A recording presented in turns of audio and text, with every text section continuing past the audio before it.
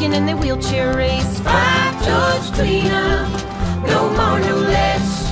5 little bees, they're missing all the rest.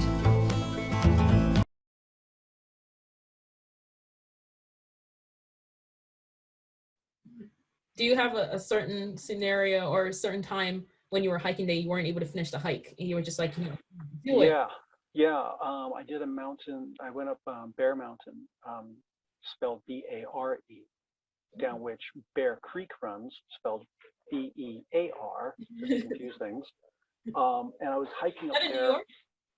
No, this is here in Washington State, Bear Mountain, and it's bare because there was an avalanche that took out one side of the mountain's trees. So one side of this mountain is bare, right?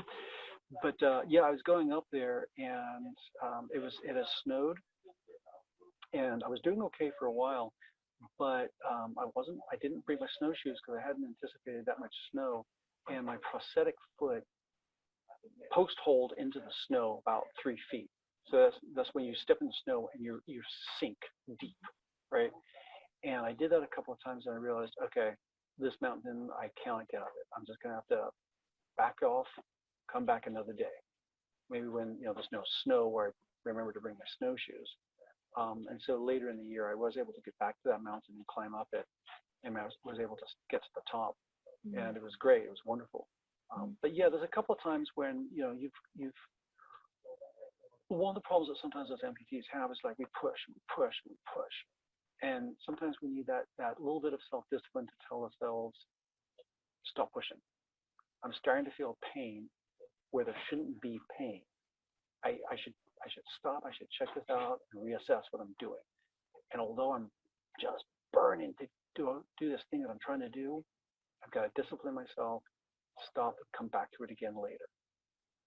It might be something as little as a small blister forming on your stump, and maybe a bruise that's starting to form, things like that. And you're like, okay, this could get worse. And I have actually done that myself, where I pushed too far. I ended up getting an infection, and the infection prevented me from wearing my leg for 6 weeks, and I was in a wheelchair. And especially when you're an amputee, if you've been walking around and you're stuck in a wheelchair again, you hate life. This is you are, and you're mostly upset with yourself because you knew, if I had stopped just before it got worse, I'd be okay right now, right? So there are some times when I've gone too far, should have stepped back and didn't. There's been some times when it's like, okay, this is when I should stop, and I've recognized that. I've stopped, stepped back, come back to it again later. It's just a matter of recognizing when that moment occurs and doing the right thing. And you mentioned that on your channel you do a lot of DIY hiking projects also. Yeah, so I make my own hammocks. I've made rain flies. I've made my own backpack and other things, just because my mother taught me how to sew, and I've done some sewing, and I just like making things. So I make some of my own gear and take that with me. Sometimes it works out well, sometimes it doesn't. I learn. It's a lot of fun doing that stuff, though. Have you ever had a situation where you're basically in survival mode while hiking and you have to make things? No, and that's one of the things that because I work with the Scouts and assistant Scoutmaster, and that's something we really drill into the Scouts is preparation. And you see all those news stories about, oh, this brave person survived 3 days up in the mountains all alone. It's like, okay, that is not a brave person. That is a person that did not plan properly and did not recognize the right time to step back and get down off the mountain. And that's something that I was, when I'm, especially here in the Pacific Northwest, the weather can change very, very quickly. I've been up in the mountains. I'm in shorts and a t-shirt, and I got a backpack that weighs like 25 pounds with extra gear. I'm just doing a day hike. Now, why do I have 25 pounds of gear? Because the weather can change so fast, and all of a sudden I need another layer on, I need my rain jacket on, I need a hat. The weather's changed. I mean, like within 10 minutes, I'm gone from blue skies and sunny to rain, drop 10 degrees, and it's freezing cold. It's like, okay, I brought all this gear for a reason. I'm going to get it all on. I'm going to get down off the mountain now, because this has just become, it's no longer a good time, and it's risky. So I'm just going to get down here. So yeah, you want to be able to anticipate those situations and prepare for them so that you don't get into that survival mode kind of situation. And do you have to train before you start going hiking? Is that something you recommend, especially to someone who has an amputation, to make sure they can carry certain weights? Yes, yeah. And that's why a lot of the times in my videos I recommend people starting off with those like 1 mile walks around the local park, or the small little woodland walks around where they live, and just kind of figure out, okay, how does my stump feel? How do my legs feel? What shape am I in? Did this wind me? Am I tired after this? Okay, what should I have brought with me that I didn't bring with me? And kind of work your way up. Have a small pack and carry the 10 essentials, some water, some food, maybe an extra sweatshirt if you get cold or something, and kind of work your way up to it. When I started hiking again after I lost my leg, I just didn't jump into the 16-mile hikes. I broke myself in slowly and learned what I should have, what I shouldn't have, what I could do, what I couldn't do, figured out where I was at my limit. Okay, learn from that, push it a little bit more, learn a little bit more, push a little bit more. You don't want to just jump into it. And it's easy enough to do that kind of training. There's a lot of online resources. You can even go to places like Cabela's or REI or other those kinds of outdoor kind of places, and they can often give you really, really good advice about what you should bring. And also, this is something I recommend on pretty much every one of my videos, check with your prosthesis and your doctor. Ask them, okay, I want to go do these things. Is this prosthetic good for me? Ask your doctor, look, I want to go do these things.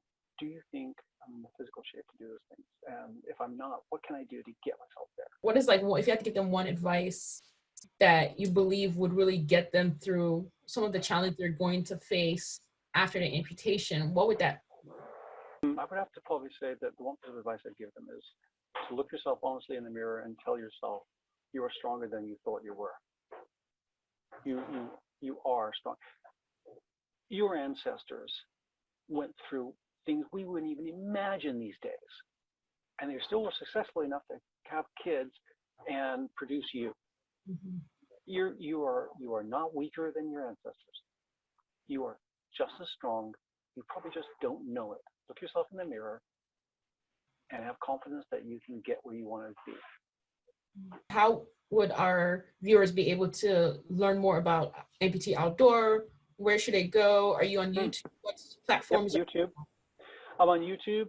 Just go to YouTube and just type in Amputee Outdoors.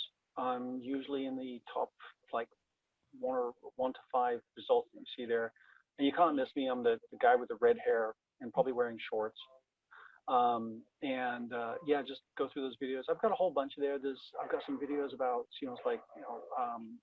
about the rules of using a hammock or how to make a hammock or things like that. Hikes that I've done, advice for if you're an amputee and you're going hiking, things you should bring, all sorts of stuff like that. So just go through those videos and just pick and choose which videos, and it's all on YouTube, Amputee Outdoors. And like I said, just put that into a YouTube search. You should have it come up in the first top 5 results. Okay, yeah, I definitely put the link on the bottom of the description of the video for anyone who's interested. Cool. Great, thank you. I mean, even as you said, even if you want to just go walking around your neighborhood, I think it's I watched some of the videos. It's a great video or a great channel for someone to subscribe to. You don't even have to have an amputation. There's a lot of useful tips. Yeah, I mean, it is mostly for amputees, but yeah, I mean, there are some things that they just apply to everyone. Yeah. Like, I don't know much about hiking or camping, so learn about different hammocks and the products that are out there. So it's like, oh, okay, that's cool. You can get out there. Yeah, exactly. Any last words of wisdom? Anything you want to add? Anything you want to promote that I didn't touch on? The other thing I would say, my fellow amputees and some of my videos and things like that as well. Just remember this: we may be missing a part, but that doesn't mean we have to miss out. Those are some good words to live by, I think. Thank you. Well, thank you very much, Glenn, for your time and for sharing your story, your advice. I really appreciate it. I'm sure we all appreciate watching, hearing you share your story. As I said, I would encourage everyone to check out your channel, Amputee Wisdom, on YouTube, and see what they can get out of it. Okay. All right. So yeah, hopefully, if you guys see my videos on Amputee Outdoors, hit the subscribe button, and if you've got questions or comments, put them in there. Daddy ain't got none.